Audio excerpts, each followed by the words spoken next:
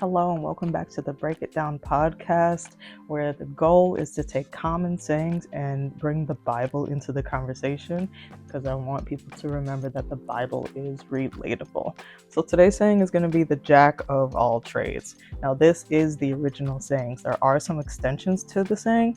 This one is actually the original, the one that came first. So the original saying is jack of all trades, and it's used to mean a term often used to praise those who are multi-talented. So Jack was just a common name that was used back in the day for people when you don't know the name.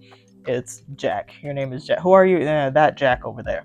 That's how the phrase was used. That's why it's Jack of all trades. So one of the extended sayings is Jack of all trades, master of none. So this came second. Implies that people can have knowledge in multiple areas but have no expertise in any of them. So this is more of a negative connotation to not fully learning one thing, which may have been preferable, especially back in the day when people could be considered masters at something. When you become an expert, you're a master at something.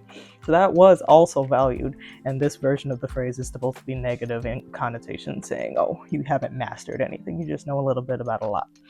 So the next extended version of the saying that came out is Jack of all trades, master of none, but oftentimes better than master of one.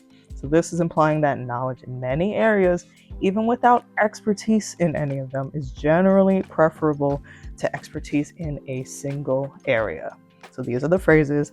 Jack of all trades did come first, though. So that was the original, just Jack of all trades, meaning you know a lot about a lot. You know a little bit about a lot of different things. So let's bring Bible into this. Where can we see this in the Bible? My favorite thing to relate this to is the parable of the talents. So that is a longer passage. I'm not going to read the whole thing, but I'm going to summarize it for you. Someone with money is going away for a while. He gives 3 of his workers different amounts of money with the goal of them to make him a profit by the time he gets back. It doesn't specify how long he's gone, but it is implied that it could have even been some years. He doesn't do this haphazardly, but with intent. It says that each person was given an amount according to their ability. Now, these are his servants, so he spent time with them. So he would probably, you can imply, know how much their abilities were for different amounts of money. So he gave each of them an amount according to their ability. Now, back in the day, a talent is considered a format of money, a certain sum of money that was considered large. So one of them he gives 5, the other one he gives 3, and the last one he gives 1 talent. So when he comes back, 2 have doubled the investment. The first 2 with the 10 and the 5 and the 3 have doubled the investment, while the one with the least has not, and hands it back to the man. He dug it in the ground and just gives it back to him the same amount. The man punishes that one for doing nothing with it by sending him away, as the bare minimum of even just putting it in the bank would have gotten him some interest and been more profitable than doing absolutely nothing, and gives that amount to the one who has the most now. It is indeed a parable, which means it's meant to convey some type of truth or some type of principle in here. And while the story might be about money, it advises us that everybody has been given something, and that we're expected to make use of and create more from. It doesn't necessarily have to be money. While the term for the money used is talents, which originally represents large sums of money, it can be representative of gifts, attributes, and responsibilities that we have been given, and stewarding those well. So, what does it mean to be multi-talented in the Bible? A very good example of someone who is multi-talented in the Bible would be David. He could definitely be considered a jack of all trades of his day. He's a good example of someone who has a lot going on. He is the author of a lot of Psalms, so therefore he's a writer.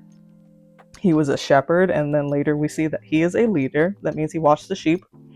He was a very talented musician, so much so that he ended up playing for the king himself, which is a big deal, especially back then. And he was a renowned warrior that conquered many different peoples later in life. So throughout David's life, if we follow that, we see a lot of these talents get used in multiple aspects. His writing and singing to the Lord turns into records in the book of Psalms. His playing the lyre in the fields, which is like a handheld harp, if you will. His playing the lyre in the fields became an opportunity to calm the king's torment in the palace. The king specifically was being tormented by a spirit and said, hey, find me a musician that can play for me, that when this happens, the music will calm me down. And they said, hey, have you heard about David? Because he was out in the fields playing. They had heard about him. They recommended him. And so now he is playing for the king to help him in this time of need. He's fighting the lion and the bear when he was a shepherd, because as a shepherd you have to defend the sheep. He fought a lion and a bear, and those skills created the further skills and confidence to face the giant that was Goliath, and then later conquer armies.